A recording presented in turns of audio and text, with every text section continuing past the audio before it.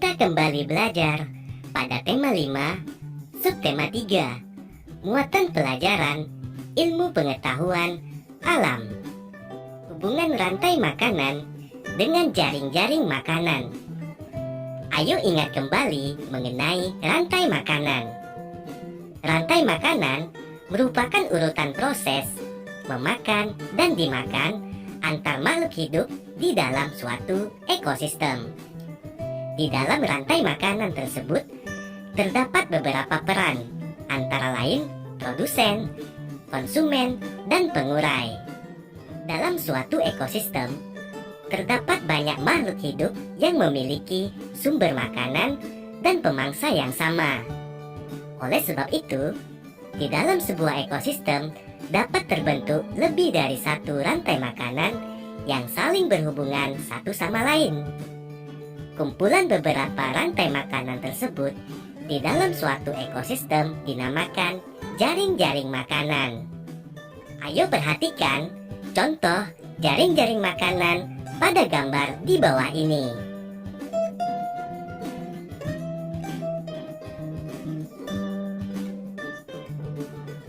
Jaring-jaring makanan dalam sebuah ekosistem berfungsi untuk menggambarkan hubungan interaksi antar makhluk hidup. Sebagai contoh, pada ekosistem sawah, rumput tidak hanya dimakan oleh tikus, tetapi juga belalang.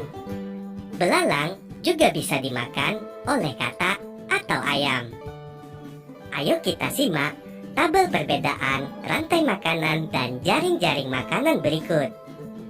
Rantai makanan mempunyai jumlah produsen 1, sedangkan jaring-jaring makanan jumlah produsennya lebih dari 1. Rantai makanan jumlah konsumen setiap tingkat adalah 1, sedangkan jumlah konsumen setiap tingkat pada jaring-jaring makanan lebih dari 1. Jumlah rantai makanan pada rantai makanan adalah 1, sedangkan jumlah rantai makanan pada jaring-jaring makanan lebih dari 1. Aliran energi dalam rantai makanan simple atau satu alur, sedangkan aliran energi untuk jaring-jaring makanan kompleks. Ayo perhatikan jaring-jaring makanan pada ekosistem hutan berikut ini. Jaring-jaring makanan ini tersusun atas 14 rantai makanan yang saling berhubungan. Ada 2 produsen, yaitu pohon dan rumput. Ada 4 hewan yang berperan sebagai konsumen tingkat 1, yaitu kelinci, belalang, tikus, dan ayam. Ada 4 hewan yang berperan sebagai konsumen tingkat 2, yaitu singa, serigala, elang, dan ayam. Ada 3 hewan yang berperan sebagai konsumen tingkat 3, yaitu singa, serigala, dan elang. Selanjutnya, ada 1 hewan yang berperan sebagai konsumen tingkat 4, yaitu singa.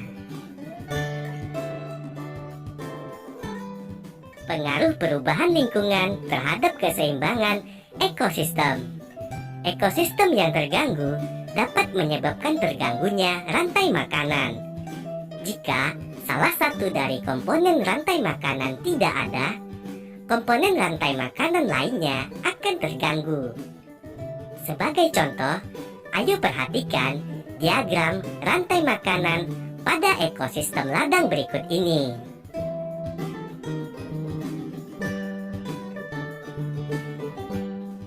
Salah satu contoh hewan dalam jaring-jaring makanan tersebut adalah ular.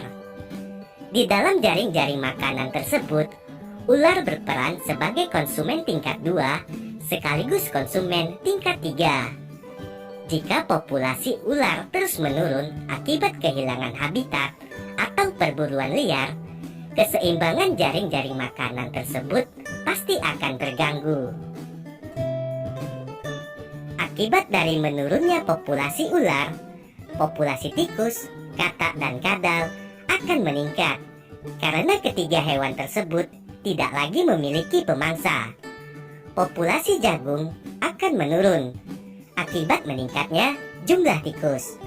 Populasi belalang pun akan menurun juga, karena akibat meningkatnya jumlah katak dan kadal. Contoh lainnya, jika populasi jagung menurun akibat kekeringan pada musim kemarau, produsen dalam ekosistem tersebut akan berkurang. Akibatnya, populasi tikus dan belalang akan menurun karena kesulitan mendapatkan makanan. Populasi tikus dan belalang yang menurun juga akan diikuti oleh menurunnya populasi kadal, katak, dan ular. Karena hewan-hewan tersebut juga akan kesulitan mendapatkan makanan. Akibat terganggunya jaring-jaring makanan tersebut, hewan yang ada dalam jaring-jaring makanan tersebut dapat memakan hewan lain di ekosistem yang berbeda. Contohnya, ular yang seharusnya memangsa tikus akan memangsa hewan lain. Misalnya, anak ayam yang dipelihara manusia. Faktor-faktor yang memengaruhi keseimbangan ekosistem. Berikut faktor-faktor yang dapat memengaruhi keseimbangan ekosistem. Yang pertama, faktor alam. Faktor alam adalah peristiwa alam yang dapat mengganggu keseimbangan ekosistem. Umumnya berupa bencana alam. Misalnya gempa bumi, banjir, gunung meletus, tsunami, angin topan, dan tanah longsor. Faktor kedua adalah faktor aktivitas manusia. Faktor aktivitas manusia adalah kegiatan manusia dalam memanfaatkan sumber daya alam yang dapat mengganggu keseimbangan ekosistem. Contohnya, penebangan pohon, pembakaran hutan, pembuangan sampah dan limbah sembarangan, perusakan terumbu karang, serta perburuan liar. Kegiatan menebang pohon ataupun pembakaran hutan dapat mengurangi habitat beberapa jenis hewan, misalnya saja serangga. Jika habitatnya berkurang, jumlah populasi serangga juga dapat berkurang karena hewan tersebut kehilangan tempat hidup. Akibatnya, burung-burung kecil yang memangsa serangga akan kesulitan mencari makan. Keseimbangan jaring-jaring makanan pun akan terganggu.